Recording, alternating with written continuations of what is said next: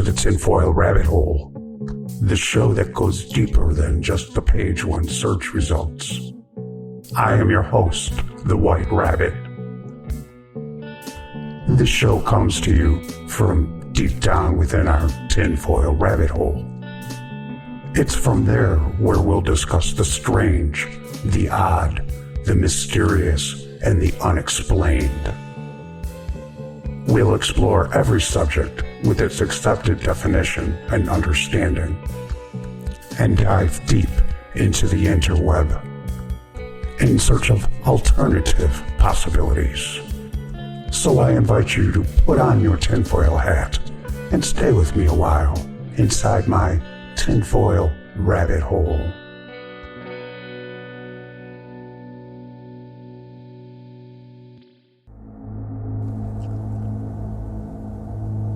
Episode 5, The Mysteries of Da Vinci. Arguably, Leonardo da Vinci is one of the most gifted people to have ever lived. He is also one of the most mysterious. The fact that his works are still fascinating and intriguing to this day is evidence of that. He was a painter, an engineer, an architect, and a sculptor, and his notebooks full of drawings and writings are still being studied by researchers and scholars.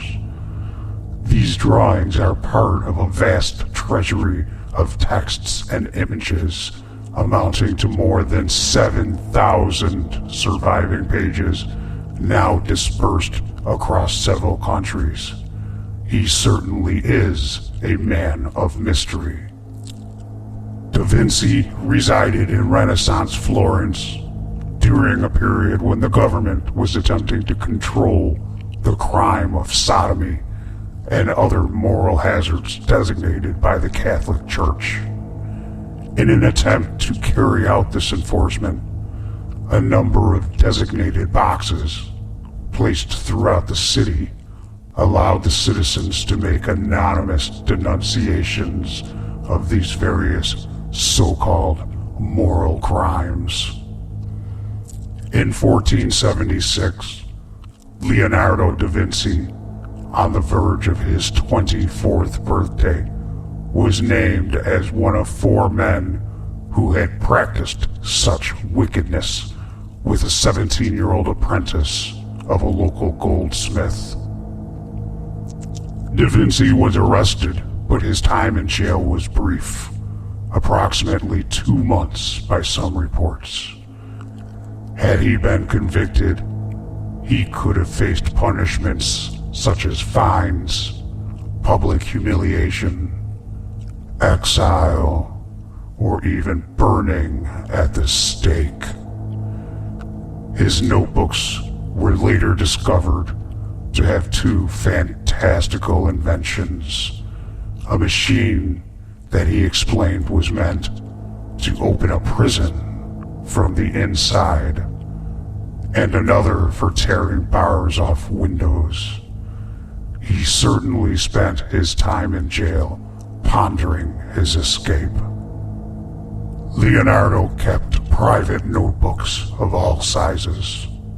Some he carried about for quick sketches and on-the-spot observations, while others were used for long-term, exacting studies in geology, botany, and human anatomy, to specify just a few of the areas in which he posed fundamental questions and reached answers that were often hundreds of years ahead of his time. Why is the sky blue? How does the heart function? What are the differences in air pressure above and beneath a bird's wing? And how might this knowledge enable man to make a flying machine? Music, military engineering, astronomy, fossils, and the doubt they cast on the biblical story of creation describe he instructs himself, what sneezing is, what yawning is, the falling sickness, spasms, paralysis, shivering with cold, sweating, fatigue, hunger, sleep, thirst, or lust. It would seem that Leonardo pondered everything that he encountered in life. Throughout the centuries, at least half of the pages in his notebooks were lost. What survives is an unparalleled record of a human mind at work, fearless and dogged as it was brilliant.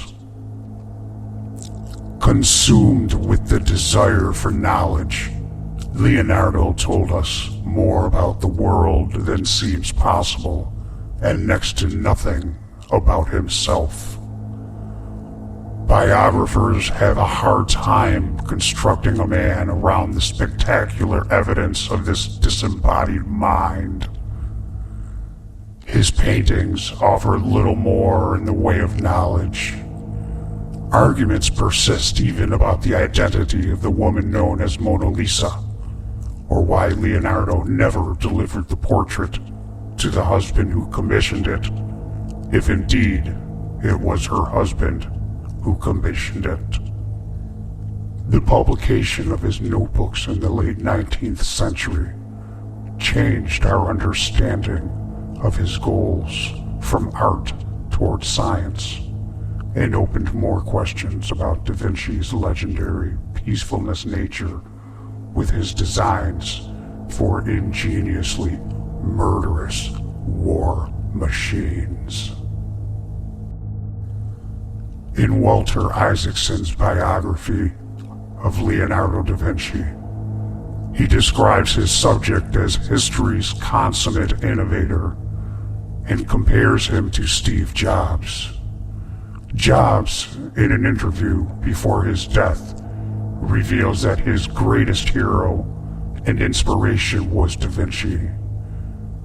One of the most important chapters in the biography is largely devoted to Leonardo's water studies, vortices, floods, cloud formation, and it draws on one of Da Vinci's remaining complete notebooks, the Codex Leicester.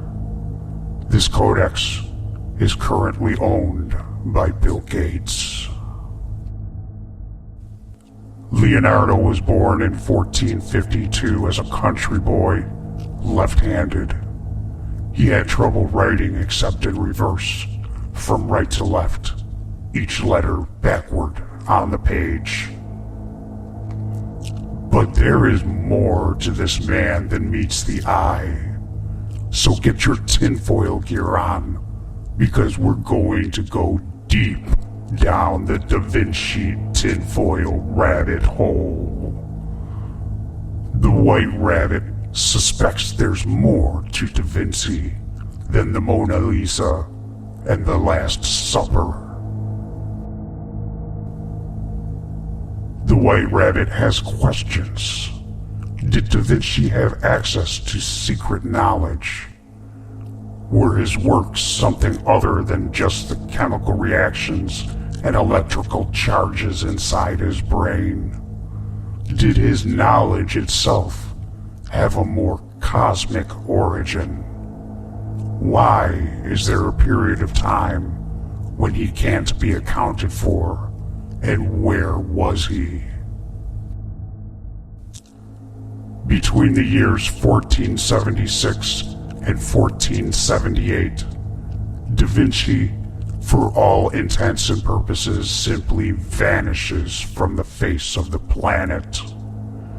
There is no record to suggest where he was living during these years, nor whose employment or service he may have been in.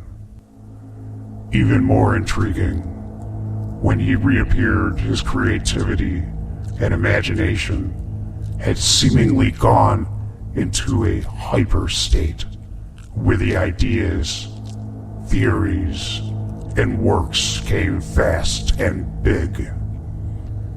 Some researchers speculate that Da Vinci had some kind of otherworldly and possibly extraterrestrial contact during his disappearance. There are researchers who speculate that Da Vinci had possibly left this world with extraterrestrials, and it's there where he was given all of his knowledge and insight. Could this possibly explain the plethora of ideas not seen from one individual before or since? If so, why would extraterrestrials choose him? In one of a very few autobiographical accounts, Leonardo himself writes that when he was wandering around the open country just outside of Florence, he came upon a dark opening to a large cave. He wrote of how he feared what was inside the cave, but yet his curiosity outweighed this fear. He would feel a need to enter the cave, which he did. There is no account of what happened once he was inside the cave.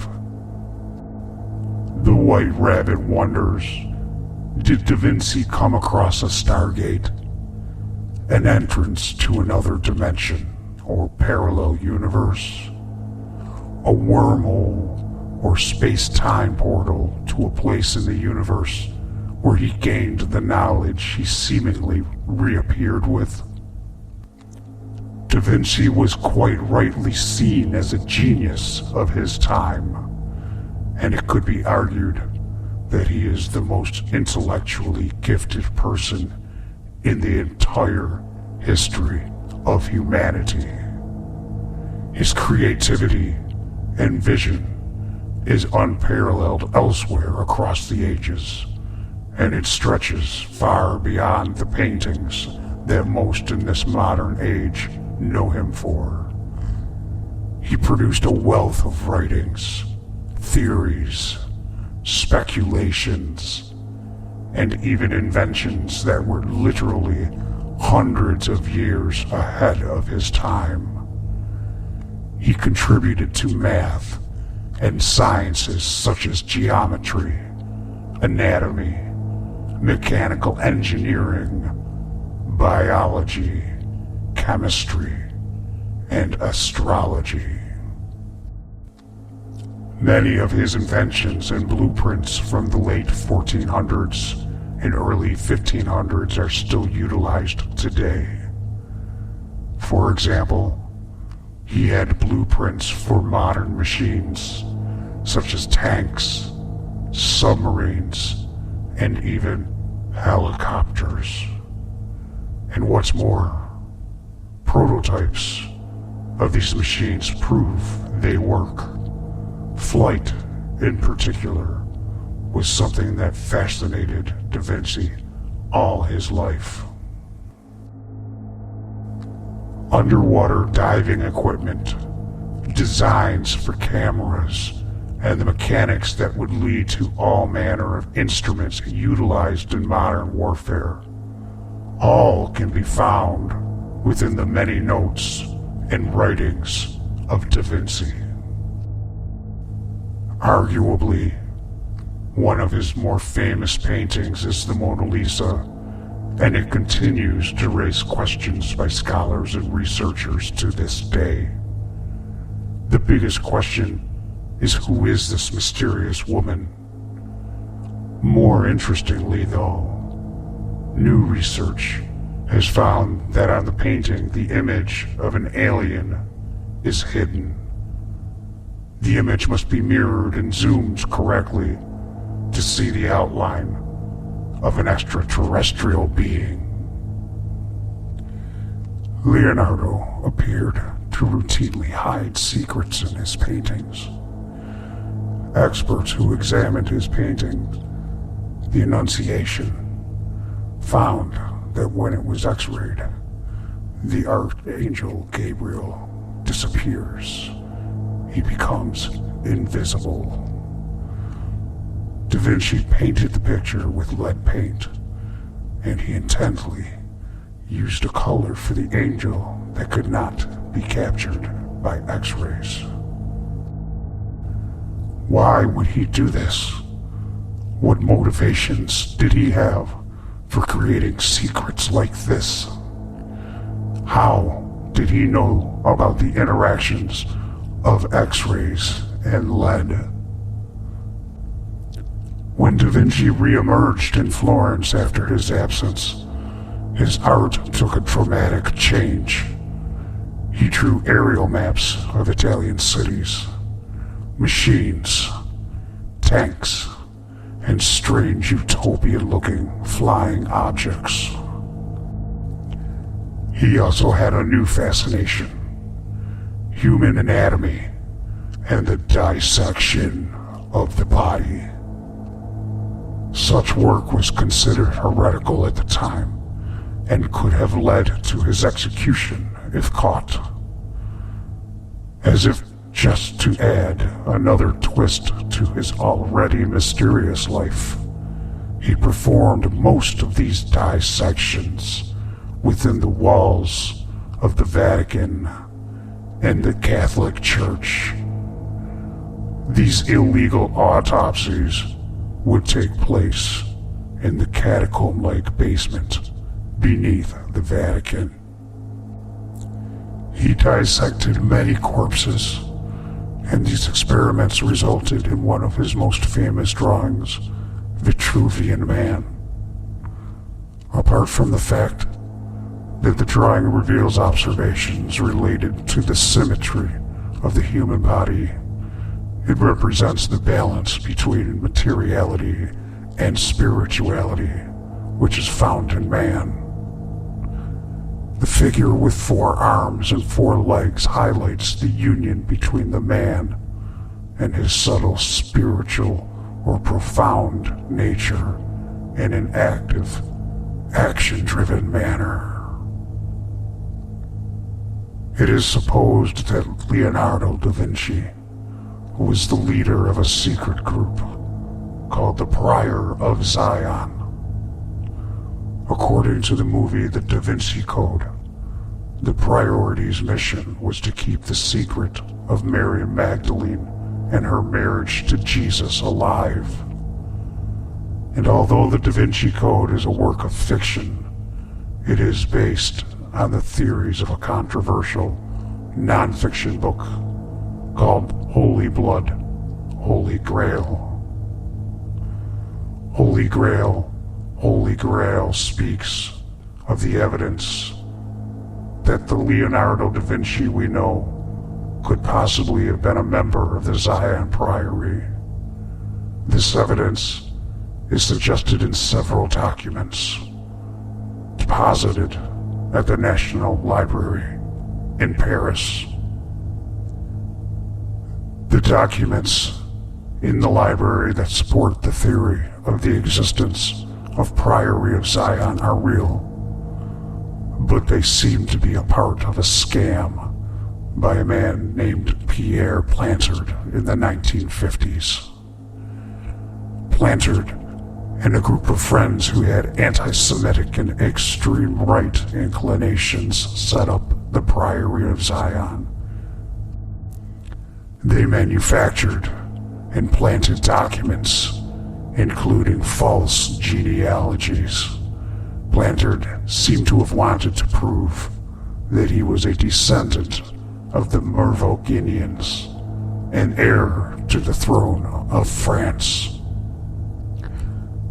The document that portrayed Leonardo as a great master of the Priory was also a fake.